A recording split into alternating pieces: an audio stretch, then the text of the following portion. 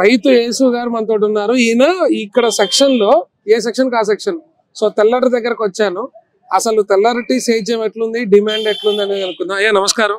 ఏముందండి, సంవత్సరానికి 2 నెలలు అమ్ముతుంది. తర్వాత పెంట మీద ఆడైనట్టు ఉంటున్నాయి గెల్ల. ఏముందండి, కర్ర పచ్చాంగం 120 రూపాయలండి. 100 రూపాయలు వస్తలేదండి గెల. ఏదో 2 నెలలు అమ్మిందండి. తర్వాత మళ్ళీ మామూలే. ఇప్పుడు అంటే సీజన్ ని బట్టి కాయ మారదు అంటే ఇక్కడ తెల్ల అన్నారు, కర్పూర అన్నారు, ఇంకేవో రకరకాలు చెప్పారు, నాకైతే తెలియదు.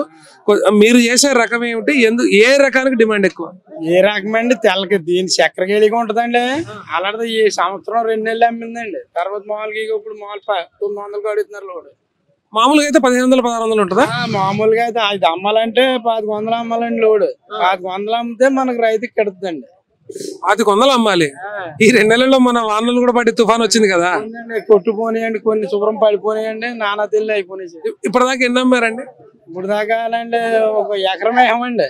అందులో ఒక 200 గేలు అమ్మేమండి. ఇప్పుడు డౌన్ లో పడిపోయిందండి. రేట్ డౌన్ లో పడిపోయింది. ఇంకా 2300 కవర్ చేయాలి ఈ సంవత్సరం మొత్తం మీకు పంట చేతికి అందాలంటే. అలా ఏం పని అవుతండి. ఇది ఏదో మా రైతు ఆ చొప్పున వేస్తుంది తప్ప ఏం ఉపకారం లేదండి. ఎందుకంటే ఇప్పుడు మామూలుగా వరేసే వాళ్ళకి గవర్నమెంట్ ఒక బేసిక్ ధర పెట్టి అట్లా చేస్తుంది కదా, ఆ ధర కూడా మీకు గిట్టుబాటు అవ్వట్లేదా? దీనికి గవర్నమెంట్ ధర గట్ట పెట్టి సమయం లేదండి. రైతు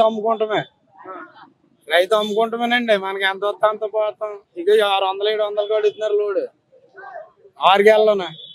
ఇప్పుడు కర్ర ఒకటి మళ్ళీ గెల ఒకటి అన్నారు. కర్రకి రేట్ ఎలా కడదు అంటే కర్రని ఏం చేస్తారు? 120 రూపాయలు పెట్టుకోనాలండి. రావులపాలన్నీ 120 అండి కర్ర. 120 రూపాయలు రేట్ కూడా వస్తలేదండి గెల.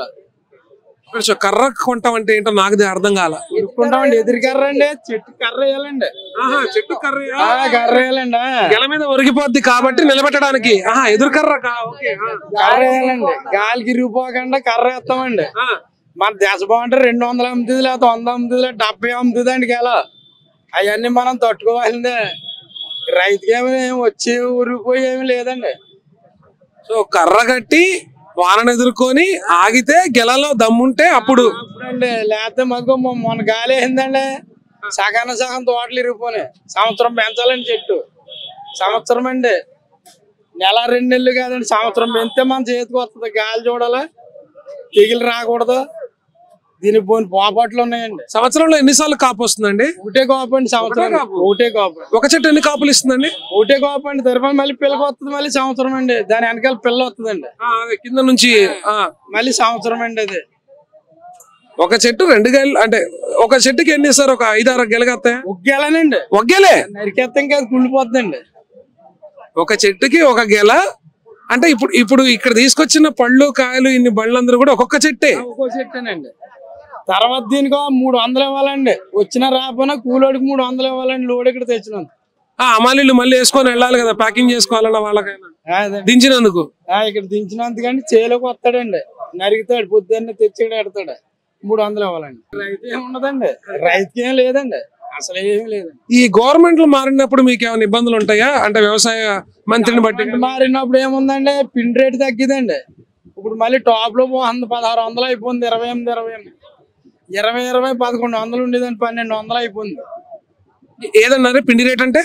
పిండి అండి ఇప్పుడు 20 ఉందండి. పిండి 20 మొన్నటి దాకా 1100 అండి, ఇప్పుడు 1200 అండి. అది రకమా? 20 ఒక అట్టిపండు రకం అది? పిండి అండి, పిండి ఎరువు. ఎరువా? ఎరువు. ఓకే, సారీ, నాకు అసలు బాధపడేది రైతేనండి. దళారు ఉన్నాడు అనుకోండి, ఏ రేటుకి ఆ రేటు కొనుక్కుంటాడు, ఆడికి పర్లేదండి. మనం ఉన్నాం అనుకోండి.